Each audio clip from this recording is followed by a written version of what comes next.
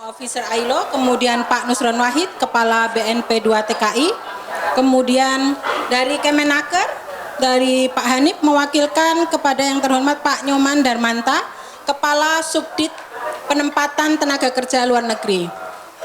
Talkshow akan dipandu oleh Mbak Vivi Zabki dari Kantor Berita Radio 68H.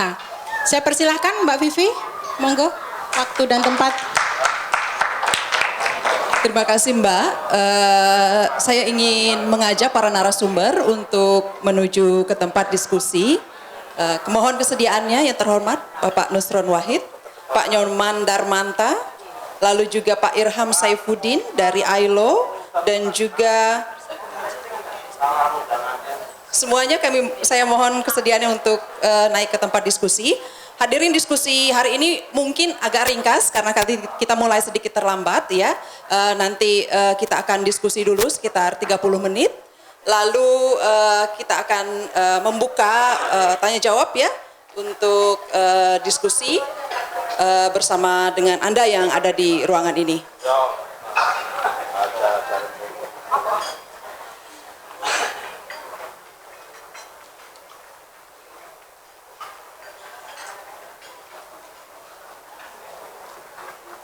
Mbak Anis terakhir, lupa dipanggilin tuan rumahnya ini. Iya, hadirin, hari ini adalah hari buruh migran atau Migrant Day ya. Tadi kalau kita dengar pemaparan dari Mbak Anis tadi, sepertinya peringatan hari ini bukanlah semacam ulang tahun biasa yang kita bisa rayakan dengan gembira karena persoalan dan PR-nya sangat banyak yang harus diselesaikan ya. Saya bergidik tadi mendengar data dari Mbak Anis yang menyebutkan per hari 5 sampai 7 jenazah datang di Bandara Soekarno-Hatta. Bayangkan ya, orang Indonesia keluar dan pulang menjadi jenazah itu kan sangat menyedihkan dan mengerikan gitu. Nah, hari ini kita mencoba mendiskusikan untuk membuka nanti diskusi-diskusi yang lebih detail tentang bagaimana membuat tenaga kerja Indonesia yang bekerja di luar negeri, nanti juga di dalam negeri tentunya, bisa bekerja dengan aman dan kerja layak ya. Nah, terima kasih untuk para narasumber sudah ada di sini. Saya akan mulai dari Mbak Anis dulu. Pak Nusron dulu? Oke, Pak Nusron. Pak Nusron punya presentasi tentang apa yang situasi saat ini Pak Nusron ya, dan juga tentang apa yang bisa direkomendasikan atau ingin dilakukan oleh BNP 2 TKI untuk menciptakan kerja layak. Silakan Pak Nusron. Assalamualaikum warahmatullahi wabarakatuh. Salam sejahtera, Om Swastiastu. Santi, Santi Om. Kalau orang Bandung berubah Om, Santi Om gitu. Ini penistaan ini nanti.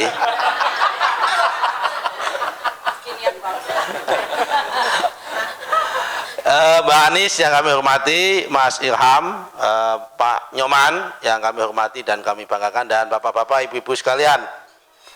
Pertama-tama saya mengucapkan selamat untuk Hari Buruh Migran hari ini, tanggal 16 ini ya. 18, ini belum ya ini ya, rangkaian. Jadi masih hari Minggu berarti pasnya ya, hari Minggu.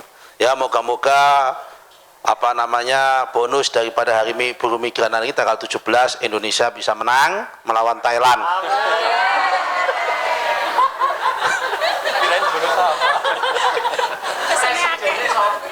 Gitu. Baik Bapak Ibu sekalian, saya ingin menyampaikan bahwa sekali lagi bahwa berdasarkan konstitusi bahwa yang namanya migrasi itu hak. Sekali lagi migrasi itu hak.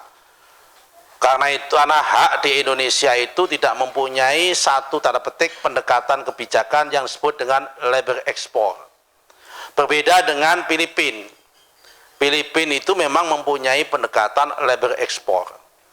Di Indonesia tidak mempunyai pendekatan labor export. Tetapi pendekatannya adalah hak. Orang migrasi itu adalah hak. Nah, hak ini berbeda, berarti karena namanya hak, tidak bisa diprogram. Namanya hak. Yang ada adalah memfasilitasi warga negara untuk memenuhi hak-haknya. Jadi kalau ditanya, apa program migrasi daripada pemerintah? Ya nggak ada. Yang ada apa? Program migrasi daripada pemerintah adalah melayani hak-hak dasar manusia Indonesia dalam rangka untuk melakukan migrasi. Nah, kenapa ada migrasi? Ini tidak usah kita perdebatkan. Di kalangan pemerintah sendiri, di internal, itu masih ada yang memperdebatkan kenapa kita kok memperbolehkan migrasi. Nah, saya katakan migrasi itu adalah sebuah keniscayaan. Migrasi itu dalam tanda petik sunatullah, karena hari Jumat ini, kalau nggak paham keniscayaan. Itu sunatullah yang namanya migrasi. Nah, kenapa itu migrasi itu keniscayaan atau sunatullah? Karena fakta membuktikan. Per hari ini Pak Nyoman, orang Bina Penta pasti punya data. Per hari ini, bahwa angkatan kerja kita setahun, angkatan kerja baru tiap tahun, itu tumbuh antara 2,8 sampai 3 juta orang setiap tahun. Nah, pertanyaannya adalah, ma huwa angkatan kerja wa ma adraka ma angkatan kerja. Apa yang disebut dengan angkatan kerja itu apa? Angkatan kerja itu adalah usia produktif yang baru. Berdasarkan ILO, ini usia produktif itu disepakati 18 sampai 55 tahun ya. Hah? 55 lah. Sampai 55 kan kemudian pensiun kan, leisure kan itu. Nah, berarti setiap tahun itu orang Indonesia yang usianya memasuki 18 tahun, tiap tahun itu tambah 2,8 sampai 3 juta. Itu disebut dengan usia angkatan kerja atau usia produktif. Tiap tahun. Lah yang keserap dalam di Indonesia, dalam negeri yang bisa ditampung dalam penyerapan tenaga kerja baru di dalam negeri, berdasarkan asumsi pertumbuhan ekonomi. Kalau tumbuh ekonomi, setiap 1% pertumbuhan ekonomi itu baru bisa menyerap maksimal 250.000 orang, maksimal. Malah tahun lalu hanya 214. Jadi kalau ada pemerintah tahun ini tumbuh 5,2, berarti hanya mampu menyerap 1,3. Nah yang 1,5 kemana ini? Yang 1,5 itu potensi nganggur. Yang namanya orang nganggur pasti bulet golek akal, cari akal, bulet. Nganggur di Jember pindah migrasi ke Surabaya, dipikir di Surabaya ada pekerjaan. Nganggur di Sumeneb atau di Sampang atau di Pamekasan, pindah ke Surabaya, dipikir di Surabaya ada pekerjaan. Ternyata di sana lontang-lantung juga. Pindah ke Jakarta, dipikir di Jakarta ada pekerjaan. Ternyata lontang-lantung di Jakarta juga adanya demonstrasi tiap hari. Akhirnya pindah ke Malaysia, pindah ke Singapura, pindah ke Arab Saudi, pindah ke Hong Kong, pindah ke ini. Jadi yang namanya perpindahan migrasi itu adalah sebuah keniscayaan di negara yang ekonominya tumbuh, yang kurang tumbuh menuju ke yang ekonominya tumbuh. Ini yang pertama. Yang kedua, di negara yang upahnya rendah ke tempat yang upahnya tinggi. Jadi nggak ada, Pak.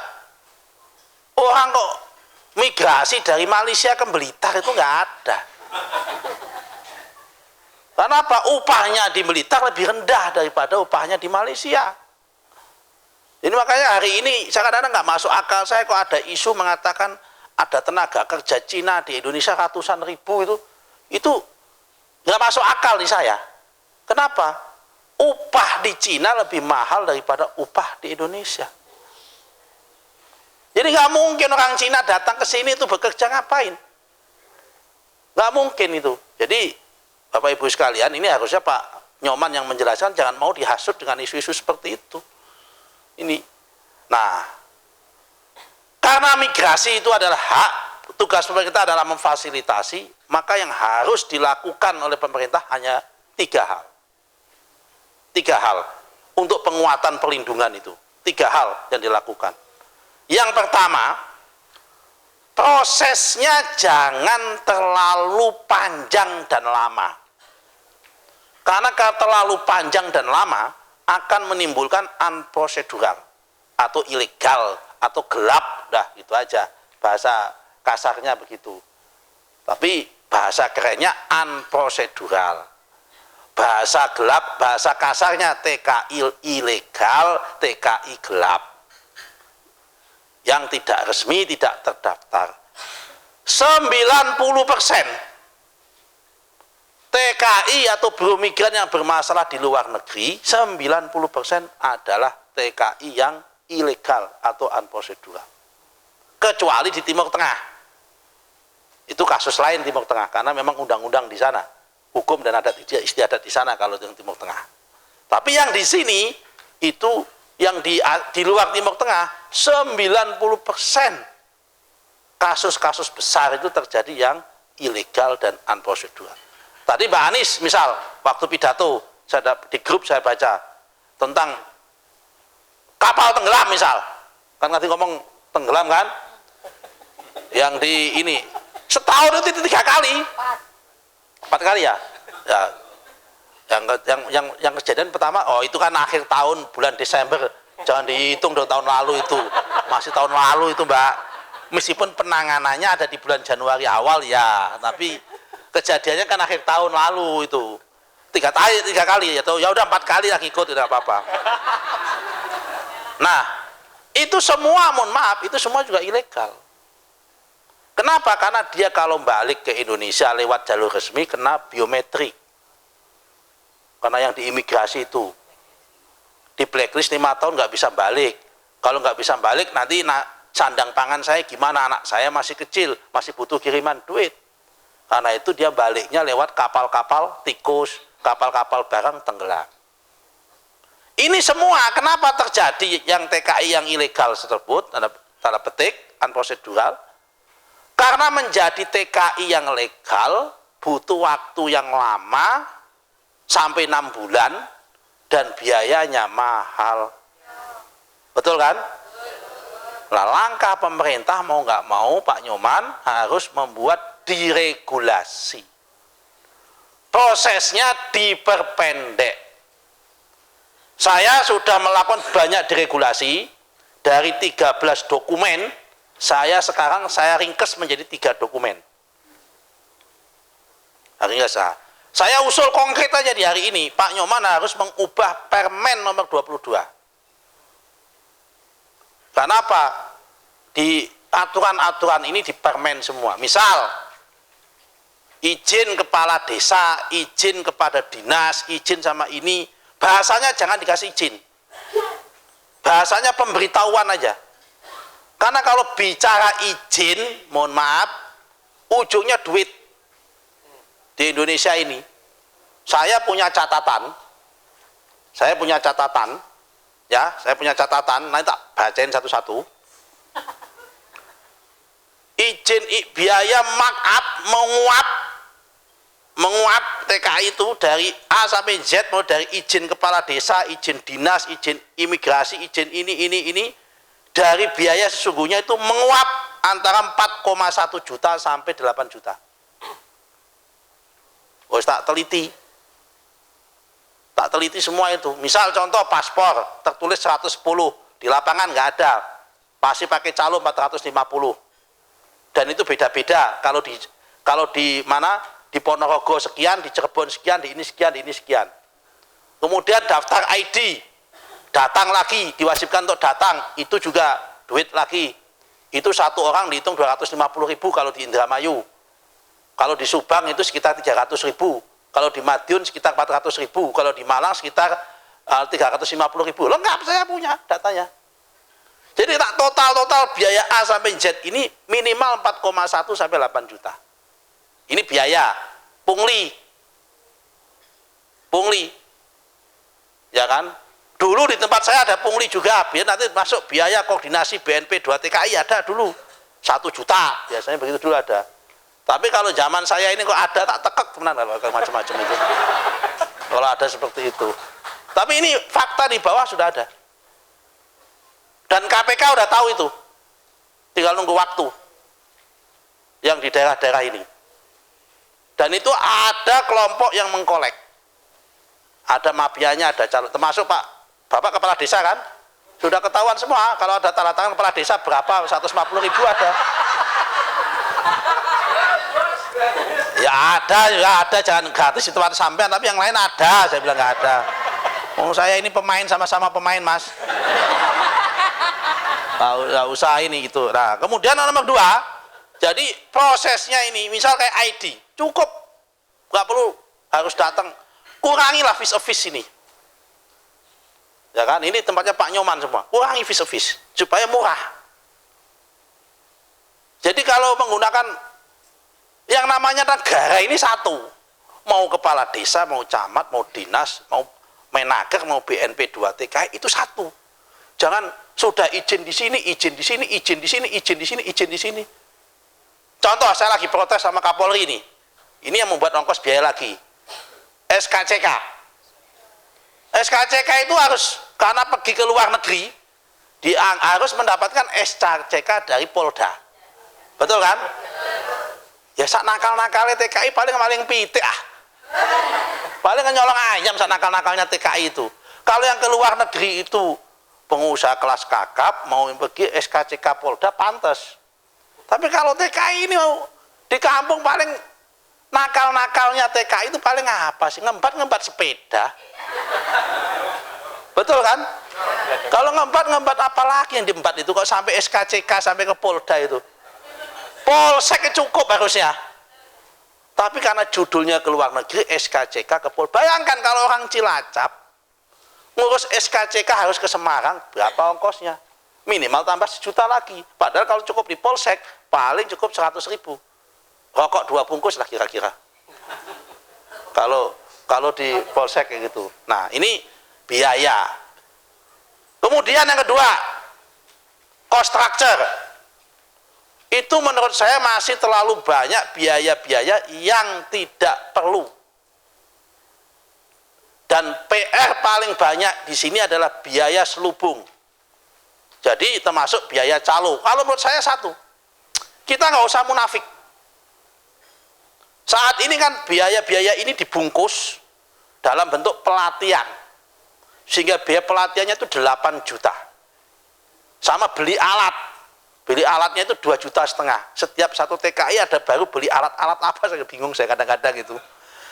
Nah, ternyata usut punya usut, semua biaya-biaya ini termasuk biaya rekrut, biaya calo di lapangan itu yang ada sampai 10 juta, 8 juta, 3 juta, 2 juta itu dibungkus dalam biaya pelatihan. Yang ternyata pelatihannya tidak ada. Paling pelatihannya gitu-gitu aja. Jadi lebih baik, ini mumpung ada Pak Nyoman, ya kan, saya lebih seneng ngobrol sama teman-teman eselon 2, eselon 3, kan dapurnya di situ. Kita nggak usah munafik. Jadi mendingan diumumin aja yang transparan, dibungkus-bungkus itu. Jadi misal memang faktanya di lapangan masih ada calo misal, ya sudah umumin aja. Diperbolehkan masih menggunakan calo tapi maksimal 2 juta selama tahun ini. Di atas 2 juta dikasih sanksi. Pelan-pelan, tapi nanti pelan-pelan tahun depan turun lagi 1 juta. Tahun depan lagi hilang, itu loh. Kan memang begitu Pak, orang nggak boleh langsung des itu daripada munafik. Bilang tidak ada, faktanya ada. Dibungkus-bungkus begitu. Mendingan ini diumumin aja, tapi fair. Di atas 2 juta sikat. Ya kan? Daripada sekarang faktanya ada dibungkus akal-akalin. Udah capek kita. Kita yang di lapangan ini capek untuk mendeteksi seperti itu. Jadi kalau kita mau bicara perlindungan yang kuat, lagi-lagi di luar negeri, karena saya sampai hari ini mempunyai asumsi bahwa yang bermasalah itu 90% adalah yang unprocedural. Prosesnya dikurangi, biayanya dikurangi. Yang nomor 3, 1, oknum PPTKIS yang nakal disehatkan. Saya mau mengatakan oknum PPTKIS yang nakal disehatkan. Karena kalau saya bilang oknum PPTKIS yang nakal ditindak, semua nakal nanti habis. Nanti habis, nggak ada yang menjalankan terus. Semua nakal. Jadi kalau ditanya, Pak, ada yang nggak nakal? Semua nakal, semua. Jadi mendingan bahasa saya jangan oknum PPTKIS yang nakal, jangan ditindak, jangan, udah. Memang faktanya nakal semua, tindak habis, nggak ada yang ngirim nanti malah. oknum PPTKIS yang nakal disehatkan, diedukasi semua. Nah, yang terakhir yang ingin saya sampaikan, saya berterima kasih ya kan kepada Migrant Care, ada Desbumi dan sebagainya. Tadi Pak Menteri bagus sekali ucapan yang terakhir tadi itu. Nah, yang paling penting yang harus dilakukan kita bersama-sama komunitas, baik Migrant Care dan semua komunitas buruh migran ini adalah pemberdayaan kayak Desbumi itu, supaya apa? Hasil jerih payah Bapak Ibu sekalian di luar negeri itu bisa dimanfaatkan untuk menggerakkan ekonomi di pedesaan. Entah namanya Desbumi, Kampung TKI dan sebagainya. Saya kasih contoh, di desa Sukolilo, 5 kilo dari rumah saya, itu pusat TKI Korea. Sekarang menjadi sentra peternakan paling besar di Jawa Tengah, peternakan ayam. Jadi memproduksi 600.000 ayam dalam satu desa. Paling besar. Itu semua TKI. Dan yang menarik, yang saya kagum dari mereka, duit TKI yang dari Korea, gajinya dikirim kepada mantan TKI, bukan keluarganya. Kemudian oleh mantan TKI-nya ini dibuatkan koperasi, disimpan di situ, diputar untuk ayam tadi itu. Jadi dia bekerja sana dapat duit, duitnya dititipkan sini juga jadi duit lagi. Jadi dia bekerja nyari duit, duitnya disuruh bekerja untuk orang lain, dapat duit lagi. Jadi nalar berpikirnya sudah multiplier efek sehingga desa tersebut menjadi maju. Saya kira itu yang bisa saya sampaikan. Moga-moga bermanfaat.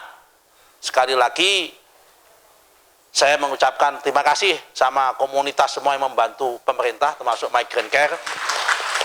Tanpa kehadiran civil society seperti Migrant Care seperti ini, saya yakin pemerintah juga kewalahan. Jujur saja, saya penanganan kasus besar itu bisa selesai, inisiatifnya datang dari civil society, bukan datang dari aparatus pemerintah. Malah kadang-kadang banyak aparat yang kalau tanya, saya nggak tahu Pak, oh enggak kok, baik-baik kok Pak, semua begitu. Nah, tapi kalau datang dari civil society itu biasanya lebih terbuka. Saya kira itu kita bersama-sama supaya ke depan lebih baik. Sekian, terima kasih. Assalamualaikum warahmatullahi wabarakatuh. Waalaikumsalam. Terima kasih Pak Nusron, ringkas, padat, dan langsung ke rekomendasi dan tindakan nyata yang diusulkan oleh Pak Nusron ya.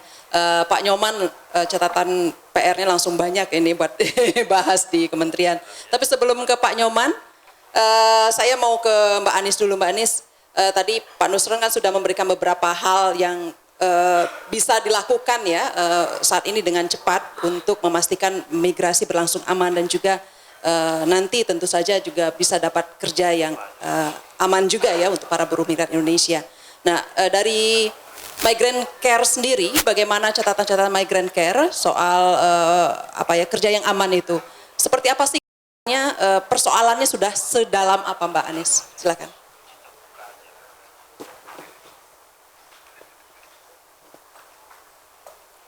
Terima kasih Mbak Vivi. Pak Nusron bajunya sudah kuning.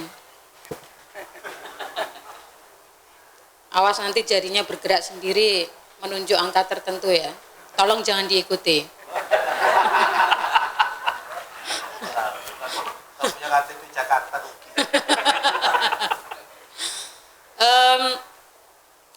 Terima kasih. Saya kira tadi Pak Hanif dan Mas Nusron menggarisbawahi bahwa ini urutannya adalah soal kemiskinan. Saya kira tidak hanya soal itu, bahwa kenapa migrasi itu menjadi pilihan, banyak perempuan Indonesia itu faktornya saya kira tidak hanya soal kemiskinan, tetapi circle dari migrasi perempuan atau feminisasi migrasi itu juga bermula dari, kalau tidak salah saat ini 1,3 juta perempuan itu putus sekolah karena perkawinan anak. Dan apa yang bisa dilakukan dalam usia perkawinan anak biasanya menjadi korban KDRT. Dan dalam situasi itu, saya kira tidak ada pilihan untuk lari dari situasi itu kemudian menjadi buruh migran di berbagai negara. Kalau kemarin kita mendengar bagaimana Imam Matul yang dari Malang menjadi advisor dari Barack Obama ya untuk trafficking, apa yang dialami Ima itu adalah dia korban perkawinan anak, 17 tahun dipaksa kawin, putus sekolah, kemudian konflik dalam rumah tangganya dan bekerja ke luar negeri. Jadi saya ingin menggarisbawahi bahwa ini juga persoalan perempuan, persoalan migrasi yang selama ini tidak pernah dilihat secara komprehensif oleh pemerintah sebagai persoalan perempuan, sehingga pendekatannya sering keliru, sering salah diagnosanya. Jadi kalau kita pergi ke dokter kemudian salah diagnosanya, minumnya obat juga salah, ya nggak sembuh-sembuh gitu. Jadi saya kira pendekatan itu juga menurut saya wajib gitu ya. La buddalana kalau bahasanya Mas Nusron itu wajib hukumnya untuk melihat persoalan ini dari perspektif perempuan. Karena circle migrasi adalah juga persoalan perempuan gitu. Sementara kalau melihat seluruh role yang ada, kebijakan, tata kelola, itu gender blind gitu. Jadi nggak ada dimensi bagaimana perlindungan perempuannya. Sehingga kemudian apa yang kita lihat sampai hari ini adalah ya gender based violence gitu, kekerasan berbasis gender. Nah, di sisi yang lain Pak Nusron menyampaikan bahwa ini biayanya sangat mahal. Betul. Layamutu walayahya, orang mutu kebanyakan biaya. Jadi migrasi kita itu kenapa layamutu walayahya? Karena tadi menyampaikan komitmen pemerintah besar, ini itu segala macam, reformasi ini itu. Nyatanya siapa yang merekrut itu calo, siapa yang mentraining itu juga swasta, siapa yang mengurus ini juga swasta, siapa yang ini swasta. Semuanya, kata Pak Nusron jangan munafik, ya enggak munafik, memang nyatanya semuanya swasta kok. Yo larang, yo memang larang gitu. Seluruh dunia Pak Nusron, dari seluruh dunia biaya kita paling mahal. Itu riset ya, jadi paling mahal di seluruh dunia gitu. Kalau kita mau keluar dari persoalan ini, mau mewujudkan tata kelola migrasi yang aman, yang layak bagi buruh migran, bagi perempuan, satu memang menggeser pendekatan dulu. Ini persoalan hak asasi manusia, ini persoalan perburuhan, ya pendekatannya harus itu gitu. Ini persoalan perempuan. Yang kedua adalah soal biaya. Jadi tata kelola migrasi kita, saya sepakat bahwa ketika KPK mulai menyentuh isu ini, satu hal besar yang berhasil direformasi oleh KPK adalah akhir 2014 KPK berhasil mengamputasi satu fase yang selama ini buruh migran menjadi sasaran, yaitu terminal TKI. Jadi pendekatannya juga pendekatan pemberantasan korupsi gitu. Jadi ketika KPK gerak, maka terminal TKI ya bisa hilang gitu. Di situ sarang bagaimana kriminalitas itu berlangsung sistematik. Dalam proses pra pemberangkatan, calo tadi yang banyak gitu. Saya tidak setuju ini dibuat fase-fase 2 juta dulu, 1 juta dulu, 500, 100 ribu cepek. Kelamaan sudah berlangsung dari zaman Soeharto itu. Menurut saya, yaitu bagaimana mendorong transparansi penempatannya, KPK lagi yang bergerak gitu. Audit dilakukan, bagaimana proses itu dibersihkan gitu ya. Jadi bagaimana mendorong segera membangun satu tata kelola yang tadi mudah, nggak panjang-panjang, nggak riweh, itu dimulainya ya sudah pemerintah jalan. Di sini banyak kades sudah ada contohnya apa yang bisa dilakukan di daerah, apa yang bisa dipotong, birokrasi mana yang ini mahal. Saya kira sederhana sebenarnya yang diinginkan buruh migran itu sederhana. Mangkat gampang, banyak pilihan, nggak usah riweh. Apalagi kita tidak bisa menegasikan sekarang itu era digital. Jadi Pak Nusron di mana-mana sering ngomong gitu ya. Di bawah pohon kita sering gampang sekarang dapat Gojek, dapat macam-macam gitu. Buruh migran juga gampang gitu, nggak usah calo, paspor sekarang sudah online. KTP juga iktp. Kemudian visa juga online. Apalagi yang mau kita negasikan gitu. Segera pemerintah mengakomodasi momentum itu untuk membuat multi channeling migrasi yang mudah. Jadi itu mudah sekali, apa yang membuat susah gitu. Justru kuncinya menurut saya ada di Pak Hanif tadi. Bahasa reformasi tata kelola itu sebenarnya adalah ngurangin biaya itu tadi. Dan itu ada di Pak Nyoman, ada di Kepmen, ada di keputusan Dirjen. Saya dengar kabar dari burung, nggak tahu burung yang mana, katanya biaya penempatan malah mau dinaikkan. Jadi ini saya kira kalau kita mau mereformasi tata kelola, satu hal yang harus disentuh adalah biaya penempatan.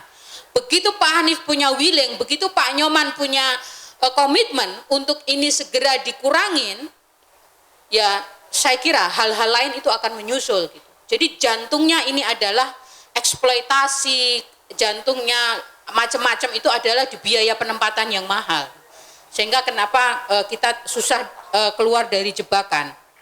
Dan saya agak senang kalau revisi Undang-Undang TKI arahnya sekarang tidak lagi Undang-Undang Penempatan dan Perlindungan TKI, karena kalau TKI itu kan tenaga kerja insya Allah Indonesia. Jadi konstitusinya juga insya Allah, bukan hak untuk bekerja ke luar negeri adalah hak karena insya Allah gitu. Makanya sekarang adalah undang-undang yang mau didorong adalah undang-undang tentang pelindungan pekerja migran di luar negeri. Basisnya adalah tadi konvensi yang sudah diratifikasi oleh pemerintah yang bagaimana memastikan proses migrasi itu ya proses penegakan hak-hak warga negara yang akan bekerja ke luar negeri. Kalau desa sudah menyediakan informasi, kalau desa sudah melayani dokumen, kalau desa sudah mencatat warganya, kalau desa sudah melayani training-training migrasi aman, trafficking, apalagi yang kurang gitu. Tinggal bagaimana proses di tingkat lanjut yang saya kira tidak perlu harus sampai Jakarta gitu. Bagaimana memangkas birokrasi itu adalah saya kira Desbumi sudah memberikan tauladan gitu ya, uswatun hasanah gitu ya, karena ini masih Maulid Nabi. Jadi saya kira ini saya ingin menegaskan bahwa itu yang perlu ditangkap oleh pemerintah sebagai satu model bagaimana ke depan migrasi itu dibangun gitu. Sehingga unprocedural bahasanya Pak Nusron tadi, yaitu dengan sendirinya itu kan dampak ya. Jadi saya kira kita terus-menerus menghabiskan energi kita untuk mengurusi dampak gitu, memulangkan dengan miliaran rupiah, kemudian bayangkan di Banyuwangi itu yang paling khas dari kasus buruh migran di Taiwan adalah koma ketika bekerja. Sekali memulangkan yang koma itu biayanya sampai 5 miliar. Bisa dibayangkan itu satu orang dalam 1 tahun, Mas Edi bisa sharing ada di sini, itu hampir 5-7 orang yang koma di Taiwan dan itu semua dipulangkan gitu. Kalau kita terus bekerja di dampak, kita perlu energi berapa, kita perlu uang berapa, kita perlu waktu berapa lama gitu. Jadi pendekatan itu saya kira yang perlu dirubah. Bagaimana membuat semuanya transparan dan dimulai dari sebab dan itu dilakukan oleh pemerintah. Saya tidak sepakat tadi kalau yang swasta hanya disehatkan, saya tidak sepakat. Tetapi swasta ditempatkan pada porsinya gitu.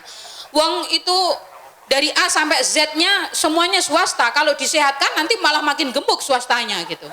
Jadi kalau gizinya makin diperbanyak, wah untungnya malah banyak gitu. Jadi, Mbak Anis, sejauh mana sih peran swasta semestinya? Tadi kan Mbak Anis bilang ini hegemoni swastanya sangat besar dalam urusan buruh migran ini.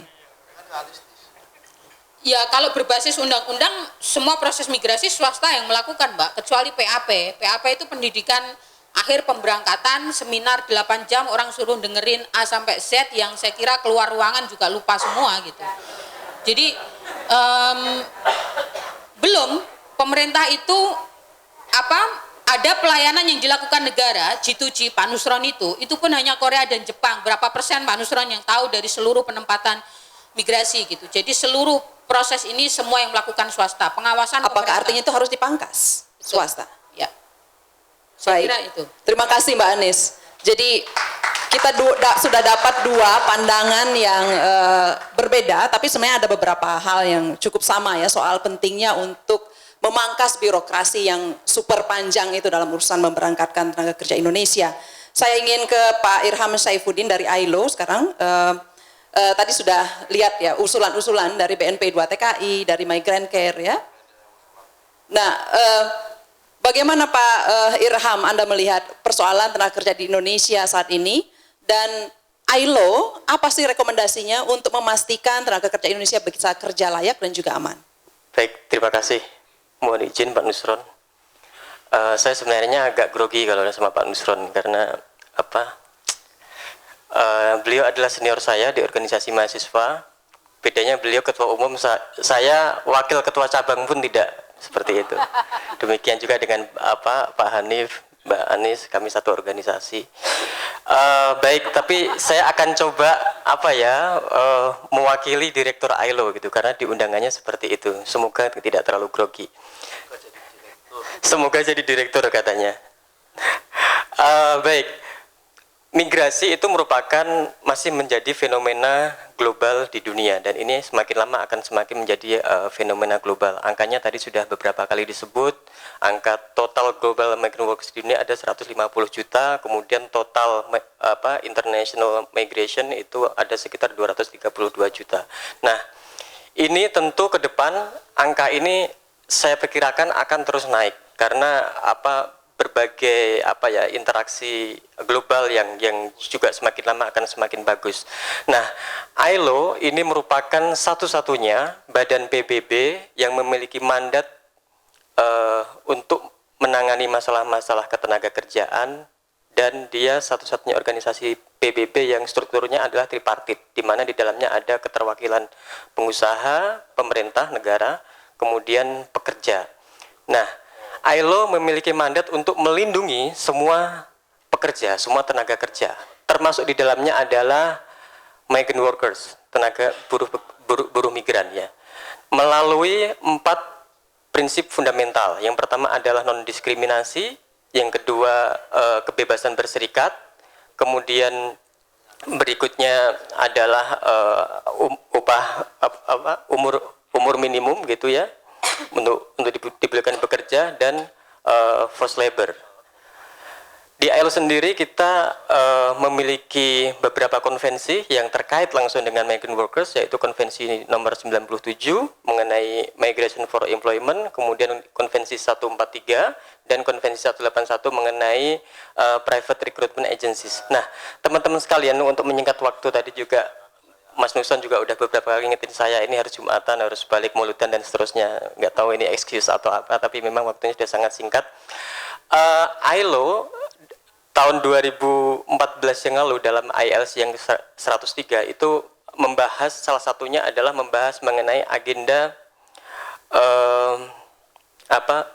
fair migration agenda gitu ya. Jadi di situ ada beberapa rekomendasi. Di antaranya adalah migrasi ini harus melihat dari perspektif human rights, termasuk workers' right. Kemudian ada fair recruitment dan equal treatment, yang kemudian tadi juga sudah disampaikan Mbak Anis ketika memberikan opening remarks. Pada bulan September kemarin kita mengeluarkan fair migration recruitment gitu ya. Tadi ada beberapa prinsip yang sudah disampaikan Mbak Anis. Kemudian juga salah satu rekomendasi dari fair migration agenda adalah memperkuat bilateral agreement. Nah, ini kita jangan lagi mengulangi hal yang sudah terjadi pada tahun lalu, di mana Indonesia banyak menempatkan tenaga kerja migran ke negara-negara yang sama sekali tidak memiliki bilateral agreement gitu ya. Kemudian juga harus selalu mempromosikan fundamental rights principle at work gitu ya. Jadi empat unsur tadi itu jangan dipisahkan dari migrasi ketenagakerjaan kita. ILO juga mengapresiasi upaya serius dari pemerintah Indonesia untuk terus memperbaiki tata kelola labor migration. Di antaranya adalah saat ini pemerintah Indonesia bersama parlemen saya kira sedang berupaya untuk merevisi undang-undang tenaga kerja migran kita, Undang-Undang 39 tahun 2004.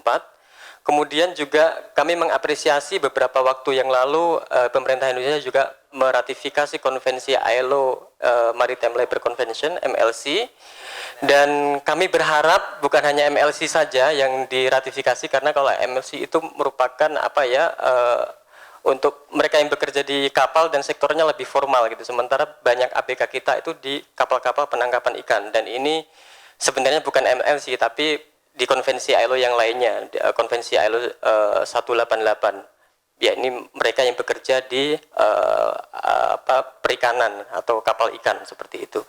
Kemudian juga pemerintah Indonesia ke depan saya kira juga lebih perlu lagi untuk mempromosikan perlindungan kepada PRT migran, karena PRT migran itu kalau nggak salah ingat data terakhir kisarannya masih sekitar 80% dari komposisi TKI kita, makanya sangat relevan bagi Indonesia sebenarnya untuk meratifikasi konvensi ILO 189 untuk kerja layak bagi PRT, karena dari ratifikasi inilah Indonesia kemudian di masyarakat internasional memiliki basis untuk membuat atau menyerukan perlindungan bagi PRT. Saya kira itu dulu, terima kasih. Terima kasih Pak Irham. Jadi Pak Irham, tadi juga yang menarik bagian terakhir tentang perlunya juga kita segera membuat aturan untuk kerja layak PRT ya. 80% tenaga kerja Indonesia, buruh migran Indonesia adalah bekerja di sektor domestik, dan agak aneh juga kalau kita tidak punya aturan di dalam negeri lalu berharap di luar negeri ada perlindungan terhadap mereka yang bekerja di sektor domestik ya.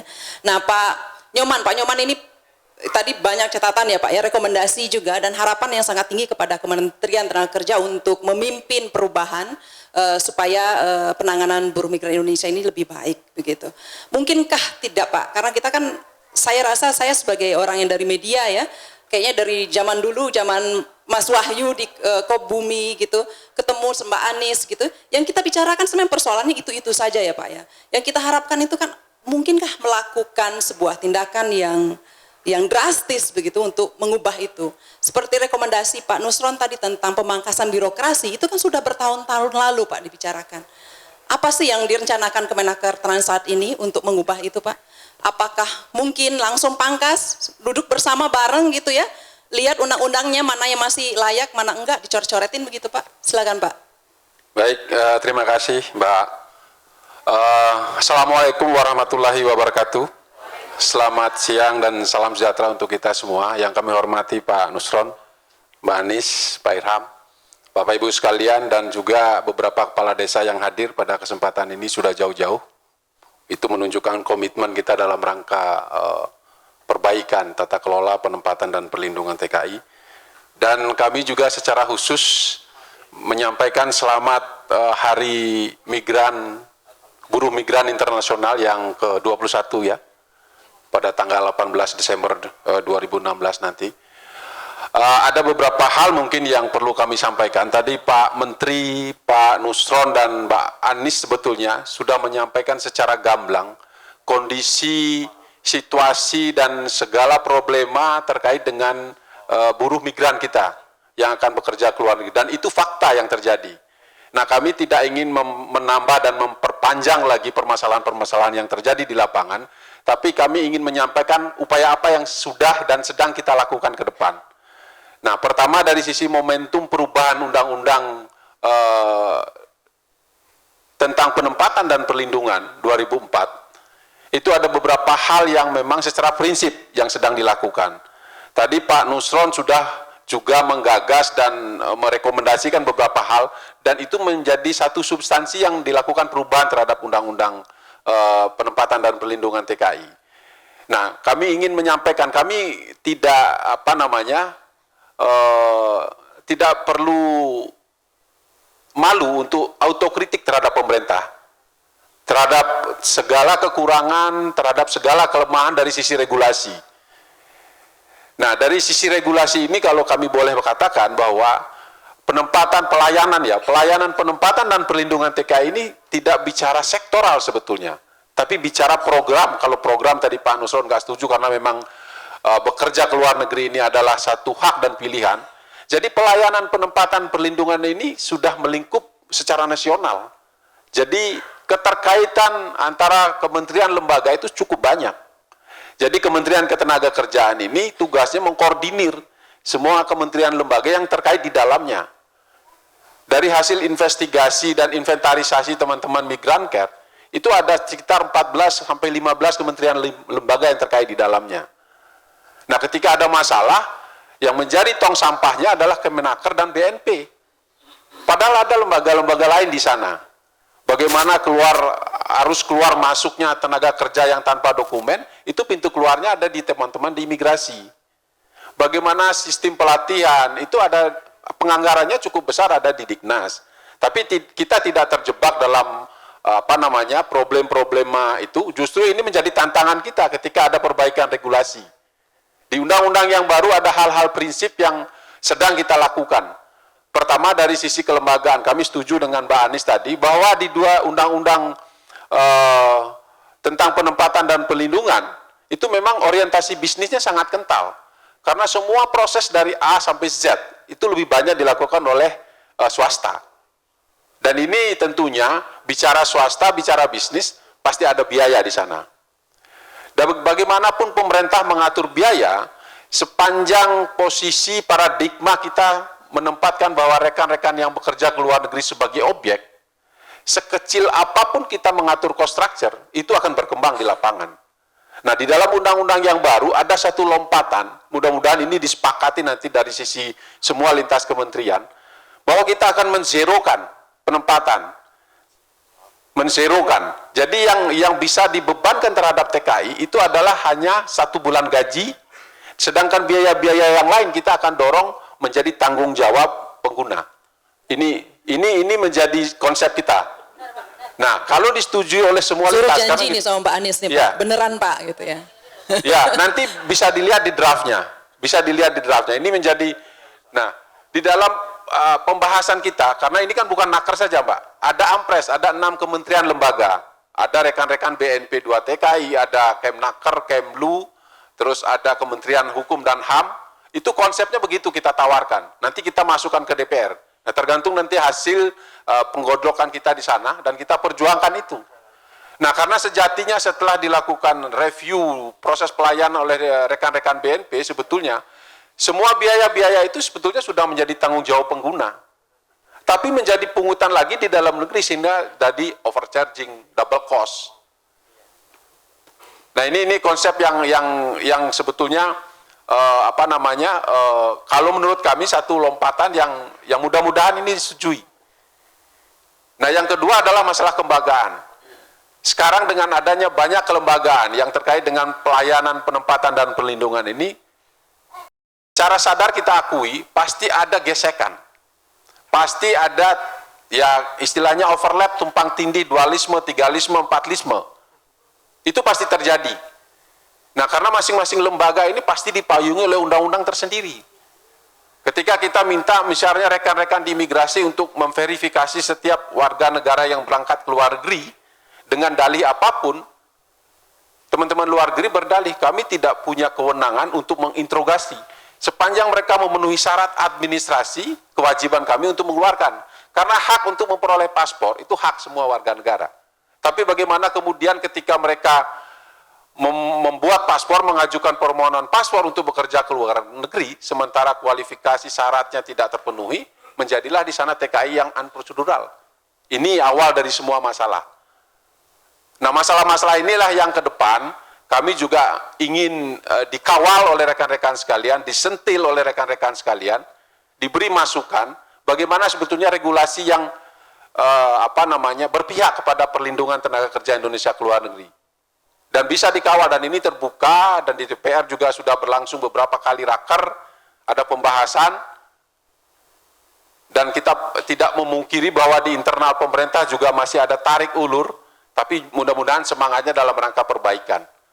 Nah, mungkin itu yang bisa kami sampaikan, karena ini Pak Nusron tadi jangan lama-lama karena sudah menjelang Jumatan gitu. Baik, terima kasih. Terima kasih. Wassalamualaikum warahmatullahi wabarakatuh. Waalaikumsalam. Pak Nyoman Darmawan, terima kasih. Sebelum saya buka kesempatan untuk bertanya langsung, tadi dua hal sama-sama disampaikan oleh Mbak Anies tadi, juga Pak Nyoman, tentang orientasi bisnis. Ini kan swasta berperan sangat besar, tapi nampaknya Pak Nusron nggak setuju, Pak. Mungkinkah Pak kita mengurangi peran swasta dalam urusan pengiriman buruh migran Indonesia ini? Seperti apa menurut Bapak? Tadi bilang kan bertahap dulu begitu ya, misalnya untuk segi penguatan. Nggak mungkin. Di negara, di dalam sektor apapun ya, termasuk di sektor buruh migran, mematikan swasta itu nggak bisa. Yang ada adalah menguatkan peranan negara. Jadi bagaimana swasta itu tidak leluasa Ya kan? Swasta tidak leluasa, karena swasta nggak leluasa maka perlu strong government, pemerintahan yang kuat. Sebetulnya ini kan yang terjadi adalah pemerintahnya tidak kuat dan swastanya terlalu kuat. Jadi menurut hemat saya di sektor apapun supaya tidak crowding out, itu antara negara dan swasta itu sama-sama kuat. Negara kuat, civil society kuat, private sector juga kuat. Penguatan peran negara itu bentuknya seperti apa, Pak? Dari regulasi kah atau dari apa? Sebetulnya mengoptimalkan negara untuk membuat aturan yang mengatur swasta itu. Bagaimana swasta itu tunduk akan aturan yang dibuat oleh negara. Kalau kemudian swasta dinafikan sama sekali, nggak bisa. Negara itu hadir bukan dalam rangka untuk menafikan swasta. Nah, saya melihat hari ini kasusnya itu adalah swastanya tidak sehat. Nah, swasta tidak sehat karena tidak ada law enforcement dari negara. Nah, negara ini sebelum melakukan law enforcement harus melakukan edukasi.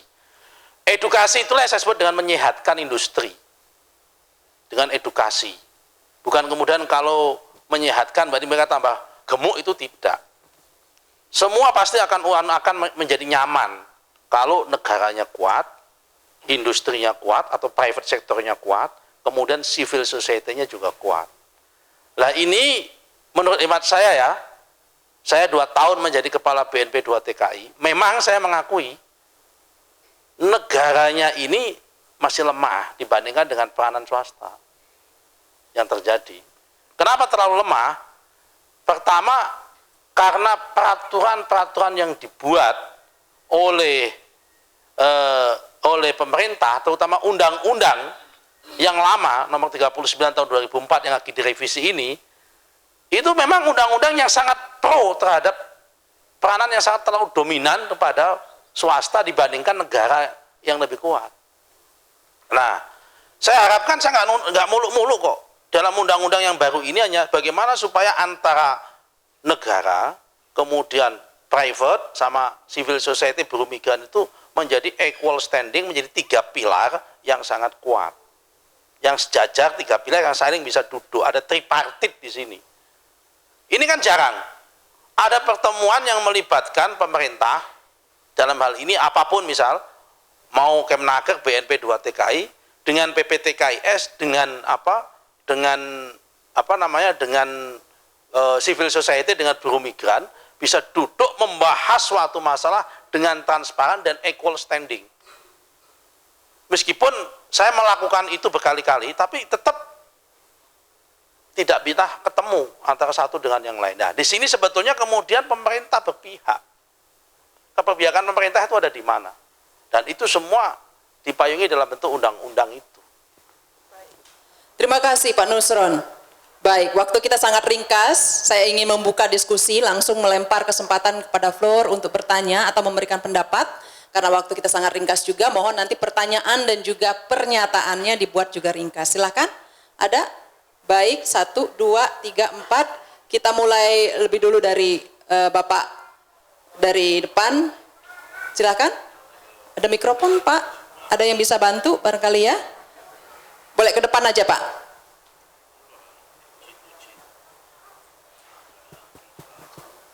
Terima kasih. Assalamualaikum warahmatullahi wabarakatuh. Perkenalkan, kami dari Jember Pak, dari Kepala Desa Duku Depok, Kecamatan Uluan. Kebetulan dari Jember ada 2 kepala desa dengan Desa Sabrang. Yang ingin kami sampaikan, kami sebetulnya sudah prihatin sudah lama sekali Pak terkait dengan buruh migran. Banyak persoalan-persoalan yang kami sendiri tidak mampu untuk menyelesaikan di tingkat bawah. Banyak tangisan warga itu ya, sambatan pertama itu di kepala desa. Bahkan barusan ini aja ada warga kami yang dibuang dari Malaysia, kemudian kami jemput Jumat kemarin, dideportasi, di penjara 1 bulan, pulang. Saya tanya, ternyata di sana dipukul, diperlakukan tidak semena-mena oleh majikan, dan bahkan sampai di menu tiap hari itu dimaki-maki. otak kambing, otak sapi, Indonesia goblok dan sebagainya. Ini salah satu penistaan juga kepada bangsa Indonesia, Pak. Oke. Penistaan nih Pak Nusron. Oke. Sehingga kami sendiri bingung, sempat sudah, mohon maaf kami berangkat dulu dari Pak Mudin, Pak. Sehingga persoalan-persoalan tidak hanya menyangkut tentang kekerasan, tapi menyangkut tentang hubungan ke keluarga, juga berdampak sekali dalam persoalan buruh migran ini. Oke. Sehingga banyak sekali di setiap lebaran itu banyak persoalan pengaduan terkait dengan masalah hubungan kekeluargaan karena sudah lama pisah. Dan alhamdulillah pada saat undang-undang desa ini muncul, kami merasa lega meskipun belum puas. Dengan undang-undang desa nomor 6 tahun 2014 berarti kami punya ruang yang lebih luas untuk bagaimana mengupayakan kami untuk memberdayakan perempuan-perempuan mantan buruh migran ataupun perempuan secara luas paling tidak untuk mengurangi warga kami yang berangkat untuk pergi ke luar negeri. Itu salah satu upaya. Dan alhamdulillah difasilitasi oleh Migran Care, kami sudah bentuk Desbumi. Baru kemarin kita launching untuk membuat PPTD, meskipun belum legalitas formal, belum karena kami belum buat perdes, Pak. Cuma peranti semuanya sudah kita siapkan, pusat pelayanan terpadu terkait dengan Desbumi sudah kita siapkan. Namun hal itu tidak cukup dilakukan di tingkat desa kalau tanpa ada dukungan dari pemerintah yang ada di atas. Tapi alhamdulillah kami mendengar kaitannya ada program dismigratif, ini yang saya harapkan, karena ini harapan kami di kemudian hari bisa lebih memberikan pemberdayaan kepada perempuan sehingga mereka tidak ada angan-angan lagi untuk berangkat ke luar negeri. Terus terang dari sekian banyak buruh migran di daerah kami itu 85% adalah perempuan. Kami menyadari bahwa mereka memang selama ini tidak ada pekerjaan, banyak pengangguran, sehingga di saat ada persoalan ekonomi yang disuruh berangkat justru perempuan, bukan laki-lakinya. Okay. Ini meskipun Pak Nusantara menyampaikan bahwa ini sebuah keniscayaan, tapi bagi kami ini kurang tepat, Pak, karena bagaimanapun juga kalau buruh migran perempuan itu pergi ke luar negeri itu nggak boleh, Pak, menurut agama. Okay. Hijrah itu sama migran itu sama dengan hijrah, tapi tujuannya yang lebih baik. Tapi hijrah kalau ke luar negeri perempuan lagi yang berangkat, berarti ini bukan sebuah keniscayaan, tapi sebuah pelarangan yang harus kita lakukan. Okay. Terima kasih.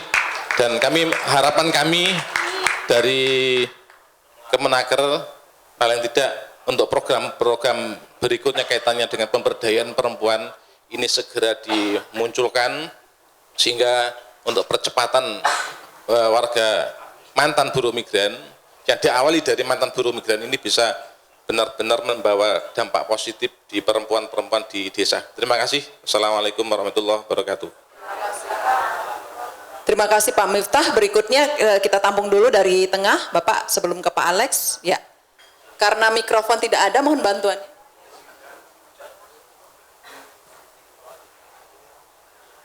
Ya, mohon ringkas ya Pak, supaya kita cukup waktu untuk mendengarkan baik, pendapat. terima kasih. Saya Silakan. Korsakeng dari Ekas Lembata Mitra Migran Care.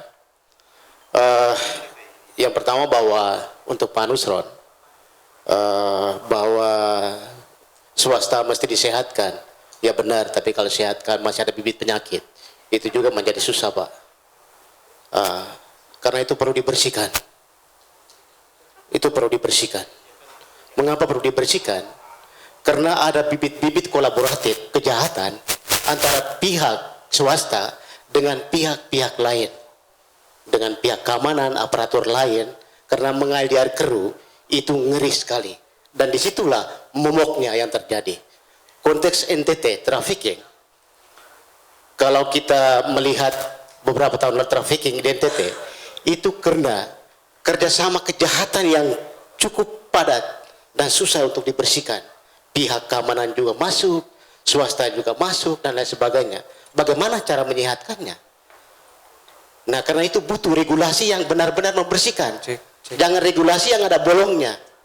Undang-Undang 39 sudah memberi potret banyak bolongnya, dan itu memberi peran lebih besar kepada pihak swasta. Di satu sisi, negara tidak dilibatkan secara menyeluruh hanya pada level pengawasan, tetapi pengawasan yang bagaimana. Nah, ini juga menjadi penting. Karena itu regulasi benar-benar regulasi yang mengakomodir segala kekuatan. Tidak hanya sekedar mengeneralisir persoalan pusat menjadi persoalan daerah, tapi juga persoalan daerah menjadi persoalan pusat. Ini mengapa konteks di Kabupaten Sadi Lembata sebelum Undang-Undang 39 ada, masyarakat punya pola migrasi kultural. Dan itu kejahatan persoalan-persoalan muncul tidak terlalu. Tetapi ketika swasta mengambil alih, justru banyak kejahatan yang muncul dari pihak swasta. Rujukannya di mana? Rujukan Undang-Undang 39. Nah, itu rujukannya. Nah, amandemen Undang-Undang 39 harus bisa memiliki kekuatan untuk membersihkan. Tidak bisa hanya amandemen yang hanya menempatkan peran-peran tertentu, sementara upaya untuk menghilangkan masalah-masalah yang terjadi. Nah, kemudian yang berikut adalah bagaimana sinergi antara BNP 2 TKI dengan pemerintah di tingkat bawah. Misalnya di Sosnaker misalnya. Kalau kita mengamati bahwa relasi pengawasan Sosnaker dengan pihak swasta, ini ada sejenis kerjasama. Ya, kalau misalnya oknumnya di pemerintah dapat sekian, artinya kejahatan tetap terjadi. Nah, ini juga menjadi ada pola sinergis yang perlu dibangun. Dan bukan hanya ke tingkat level tingkat bawah, tapi juga secara horizontal juga mesti ada. Karena juga banyak kejahatan juga datangnya dari oknum aparat keamanan. Apalagi kalau aparat keamanan juga punya PJTKI atau PP3S. Belum lagi anggota DPR juga punya PP3S. Bagaimana kewenangan regulasinya itu bisa berjalan baik, tapi kalau kepentingan ekonomi juga nebeng dari belakang. Ini juga penting. Yang berikut untuk Pak Nyoman, kita di Lembata kemarin terakhir kita menghasilkan Perda 20, di mana Perda ini kita mengakomodir juga konteks lokal, migrasi kultural. Nah, kenapa? Karena kita merujuk juga dengan konvensi internasional di lain Undang-Undang 39. Nah, bagaimana cantolan kekuatan lokal ini yang termuat di Perda 20 misalnya Lembata, itu cantolannya juga masuk di amandemen 39. Nah, ini juga menjadi penting sehingga ada sinergi yang dibangun bukan dari atas ke bawah tapi dari bawah ke atas. Terima kasih. Ya, terima kasih. Terima kasih Pak. Satu lagi kita tampung supaya cepat Pak Alex, silakan. Sebenarnya soalan saya dua ya. Pertama ialah tentang asuransi TKI. Jadi TKI yang berangkat ke Malaysia itu perlu beli asuransi TKI sebelum berangkat. Kemudiannya kalau mereka ingin menyambung pasportnya juga perlu beli asuransi TKI dari Indonesia ini. Soalan saya itu di mana kantornya asuransi TKI di Malaysia? Bila TKI menghadapi masalah, musibah, dari mana mereka bisa dapat bantuan? Karena di lapangan kami tidak tahu di mana kantornya. Karena kalau asuransi yang paling penting itu bila berlakunya sesuatu, mereka harus langsung dapat bantuan dan pelindungan. Jadi ini soalan pertama. Karena kalau di Malaysia itu kan ada 3 asuransi. Yang pertama dari Indonesia, yaitu asuransi TKI, kemudiannya workman compensation, kecelakaan berlaku waktu bekerja, kemudian lagi asuransi rumah sakit, bila mereka sakit masuk ke rumah sakit.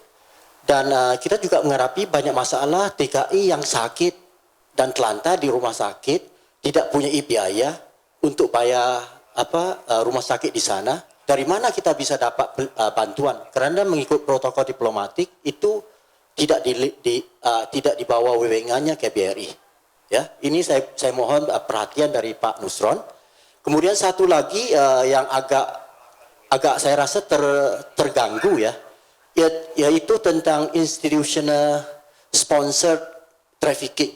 Ya, kalau kita lihat teman-teman kita yang dari Lombok, dari NTT, NTB itu banyak berangkat bekerja di bidang perkebunan. Mereka itu pergi ke Malaysia dengan pakai calling visa ataupun pas kunjungan sosial selama 1 tahun. Jadi kalau status mereka itu masuk ke sana itu bukan untuk kerja, tetapi sebagai tetamu negara Malaysia, ya sebagai turis ya. Apakah BNP 2 TKI bisa menegaskan supaya teman-teman kita yang ingin bekerja di Malaysia itu mendapatkan pas lawatan kerja sementara dari Kedubes di Kuningan, bukan dari Konjen Pekanbaru. Karena rata-rata mereka itu masuk pakai calling visa ataupun social visit pass itu. Setelah 1 tahun kemudian, itu permitnya mereka masih tidak diurus permitnya. Kalau masuk ke sana sebagai turis, mereka tidak tercover dengan insuran. Perlindungannya agak hambatannya cukup besar. Mohon saya supaya BNP 2 TKI jangan lepas pandanglah masalah yang sudah berlaku, karena kalau mengikut data resmi sudah hampir 520 ribuan pekerja perkebunan, dan yang sudah terlepas dan tidak pembaruan permit kerjanya itu mungkin hampir 700 ribu. Mohon perhatian dari Pak Nusron. Terima kasih Pak Alex Ong. Ya, satu lagi masih bisa, tapi mohon ringkas sekali ya Mbak ya, sekitar 1 menit saja. Waktu kita sampai pukul 12, karena ini hari istimewa, hari Jumat, jadi harus sholat Jumat setelah ini. Iya, nama saya Opi dari Institut Kapal Perempuan. Ya, saya cuma mau menanyakan, tadi kan Pak Nusron ataupun Kemenaker bilang melakukan pemberdayaan untuk PRT migran ataupun buruh migran ke luar negeri, pra pemberangkatan. Tetapi yang saya lihat itu modulnya 200 jam ataupun PAP 8 jam itu tidak ada berperspektif gender. Jadi angan-angan Mbak Anies untuk bagaimana PRT nanti tidak buta gender itu kayaknya masih angan-angan saja Pak. Nah kira-kira bagaimana Bapak untuk menyiasati itu? Nah kemudian tadi katanya ini tugas Diknas. Nah bagaimana Bapak bersinergi dengan Diknas untuk melakukan pembuatan modul tersebut? Dan kebetulan Institut Kapal Perempuan juga dulu tahun 2011 itu sudah membuat modul tersebut, tetapi memang belum diakomodir oleh BNP 2 TKI atau Kemenaker. Terima kasih. Terima kasih Mbak Ovi. Ya, karena pertanyaannya tadi paling banyak ke Pak Nusron, ini tadi Pak, dari Pak Alex, lalu Pak dari Lembata tadi, lalu juga dari Jember ya, harapan soal peran swasta tadi Pak. Silakan Pak Nusron. Yang soal modul pelatihan yang tidak bias gender itu nanti Pak Nyoman, karena itu Kemnaker yang nyusun. Karena itu kan rezimnya bina atas. Ya, gampang-gampang aja kita. Kalau saya kan hanya tinggal apa modulnya ada kita mainkan itu aja kan, yang nyusun mereka semua. Memang faktanya seperti itu. Kalau tak adanya yang nyusun tempat saya susun itu, tak kasih itu. Maupun gender itu. Ya kan, kalau perlu saya tambah satu lagi 10 jam wawasan kebangsaan Pancasila anti terorisme kalau saya. Enggak, kalau perlu kalau saya itu. Yang kedua soal GP visa atau calling visa yang dari Pak, ini yang masalah kan pejabat Bapak di Malaysia. Yang bikin problem kan pejabat Bapak di Malaysia, bukan pejabat yang ada di sini. Ya kalau kita mau buka-bukaan, yang masalah itu kan swasta-swasta di Malaysia difasilitasi pejabat-pejabat di Malaysia. Karena prosesnya di sini tadi supaya gampang, supaya cepat, ya kan? Tanpa proses di sini seakan-akan di sana adalah turis atau kunjungan keluarga atau apa, kemudian dikeluarkan GP visa di sana. Kan GP visa atau calling visa itu tak mungkin bisa dikeluarkan tanpa otorisasi dari pejabat-pejabat yang ada di Malaysia. Jadi ini sebetulnya yang masalah siapa?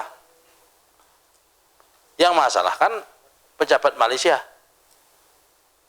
Nah, kalau dikatakan ditarik lagi pada hulunya, kenapa pejabat Malaysia sampai melakukan itu? Lagi-lagi satu, karena nunggu proses berangkatan TKI dari sini, tadi prosesnya terlalu panjang dan waktunya lama. Kuncinya adalah diregulasi. Tadi yang saya katakan, yang ada di diregulasi tadi itu. Bagaimana supaya smart migration itu, sebarang pindah itu maksimal 1 bulan. Nah, tapi 1 bulan itu hanya bisa selesai kalau seandainya training center atau BLK atau apapun namanya itu, sekolah vokasi itu sampai di level pedesaan kan jalan. Ini kan kata kuncinya kalau ditarik hulu ke sana, ke sekolah vokasi itu. Lama karena harus masuk training dulu. Kalau di Filipina cepat, kenapa? Nggak perlu masuk training. Karena diasumsikan, diwajibkan kalau di Filipina, orang yang lulus SMA, belum bekerja, 6 bulan harus masuk TESDA. TESDA itu technological, kayak semacam BLK-nya sana lah, technological skill development agency, TESDA. Jadi TESDA itu bisa untuk keluar negeri, bisa untuk dalam negeri. Tapi di situ orang disuruh memilih. Di sini ini kan training center nggak jalan. Mana ada BLK yang jalan? Mohon maaf. BLK ini kan jalan kalau hanya bulan Oktober, November, Desember. Penyerapan anggaran. Bulan Januari mandek lagi. Mohon maaf ini di pemda-pemda ini. Kenapa? Karena mengandalkan APBN atau APBD. Karena kalau APBN maupun APBD biasanya cairnya itu bulan Agustus. Sehingga hanya dilaksanakan pada bulan Oktober, November, dan Desember, tutup buku. Mana ada pendidikan kejar tayang itu? Makanya kalau mau training center harus dimasifkan, dan Pak Jokowi berkali-kali pidato itu harus training sekolah vokasi supaya apa? Supaya pengiriman ke luar negeri cepat. Kalau sudah ada training center. Jadi Bapak soal calling visa, saya bagaimana harus menindak? Apa saya diperbolehkan pejabat Bapak di Malaysia? Kan nggak boleh. Nah. Yang asuransi tadi Pak? Entar dulu, belum selesai. Ini sudah menjadi concern, nota keberatan kita kepada pemerintah Malaysia. Pak Hanif itu sahabatnya Datuk Zaidi. Sudah ngomong berapa kali sama Datuk Zaidi. Iya, tapi kalau nggak dilaksanakan, mau apa kita mau paksa, mau kita bom Malaysia kan nggak mungkin. Ya kan, kita mau datangkan tank ke sana kan juga nggak mungkin. Ya kan? Oh memang itu kelakuannya di situ, dan kalau kita mau jujur, itu kan sumber nyari duitnya juga. Teman-teman Bapak yang ada di sana. Jadi Bapak ngomelnya jangan di sini, ngomelnya di Malaysia. Kalau soal itu. Oke. Kemudian soal asuransi, saya setuju. Memang harus membuka perwakilan di sana. Di mana-mana kelakuannya orang asuransi itu sama. Kalau bayar premi, itu ngayunya minta ampun, pakai telepon, calling telepon, suaranya manis, cantik begitu klaim, bulet, pasti. Makanya ada PMO yang namanya asuransi. Orang asuransi nggak mungkin masuk surga, masuk neraka aja waiting list. Mohon maaf ini. Ada itu orang asuransi bisa masuk surga itu. Semua janji-janjinya batal semua kok. Ya kan? Kalau lagi bayar ngerayu premi itu telepon, Pak ini begini cantiknya minta ampun, suaranya empuk begitu kan, ikutlah kita. Begitu kita teken begitu mau klaim, ternyata kan itu kan klausulnya kecil-kecil kan. Kecil-kecil begitu, jika kayak gini. Begitu kita, ternyata kita kejebak. Makanya saya katakan, nggak ada itu orang asuransi masuk surga. Neraka aja waiting list. Itu betul itu. Kalau soal itu. Nah, kemudian apalagi tadi? Yang ini tingkat tadi. desa Pak, itu persoalan banyak tidak diselesaikan, perlu support. Oh ya betul Pak. Saya sudah punya data sekarang. Saya sudah ketemu Pak Menteri Desa. Jadi basis TKI itu di otak-atik hanya ada di 52 kota. 52 kota kabupaten. Itu yang saya hitung 80% supplier terbesar TKI itu 52 kabupaten. Lombok Timur, Lombok Tengah, Indramayu, Cirebon, Cianjur, Cilacap, Brebes, Kendal, Pati, Sragen, apal saya lah pokoknya, Tulungagung, Blitar, Trenggalek itu kan, Ponorogo, Malang itu, Banyuwangi, Sampang, Pamekasan itu kan. Nah itu 52. Kalau diturunkan lagi ke desa, ada 2.300 desa. Saya udah punya datanya. Lah saya udah sodorkan data itu, saya minta program pemberdayaan TKI di 2.300 desa kepada Menteri Desa. Untuk dimasuk. Desanya mana? Ini. Jadi konkret. Jadi saya nggak mau nembak angin. Selama ini kan nembak angin, mana desanya nggak ada. Jadi saya punya potret.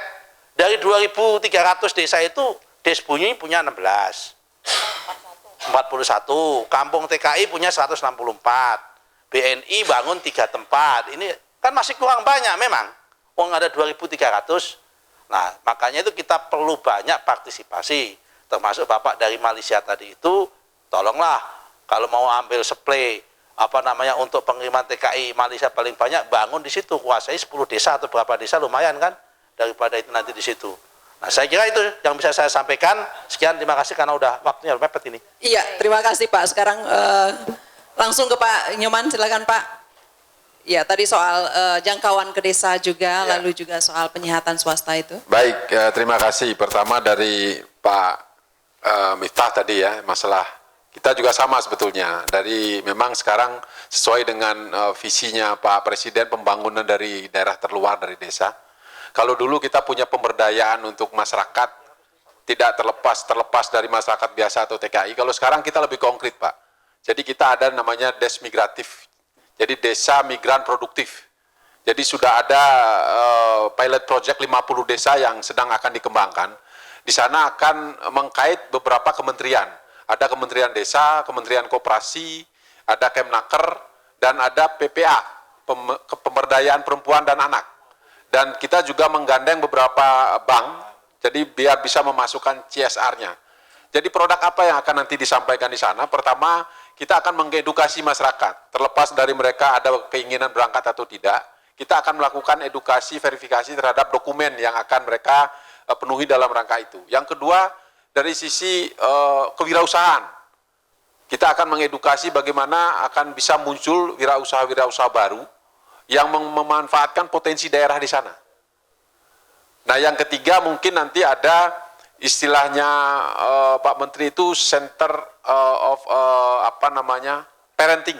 Jadi ada bagaimana mengasuh anak ketika mereka suaminya berangkat ke luar negeri atau istrinya berangkat ke luar negeri, ada center nanti di sana untuk mengasuh anaknya sehingga tidak menjadi problema tambahan ketika ada masyarakat atau orang tuanya berangkat ke luar negeri. Nah, yang terakhir nanti diharapkan dari desa migratif ini ada koperasi, Pak, yang bisa memberikan bantuan kebutuhan dari masyarakat di sana. Entah itu nanti masalah perumahan, ya sifatnya ya mereka, dari mereka, oleh mereka, dan untuk mereka. Itu dari sisi desa migratif yang sedang dan sudah berjalan kita kembangkan di beberapa desa yang memang seperti Pak Kepala Badan tadi mengatakan ada 52 desa, tapi kita baru menjangkau 50 desa untuk 2017. Nah, khusus yang untuk NTT kita memang ini kita perlakuan khusus terhadap NTT karena di situ trafficking-nya sangat tinggi, sehingga kepada kemarin 2016, 2015 kita sudah memfasilitasi dan menginisiasi terbentuknya layanan satu atap di sana. Kita fasilitasi dengan memberikan bantuan peralatan sehingga nanti pelayanan di NTT tidak lagi tersebar di mana-mana, tapi merupakan pelayanan satu pintu. Dan ada program-program pemberdayaan yang kita kembangkan untuk NTT karena memang trafficking-nya cukup tinggi. Nah, kita juga kerjasama dengan rekan-rekan Migran Care dan juga NGO-NGO yang lain dalam rangka menginventarisasi kebutuhan-kebutuhan di NTT.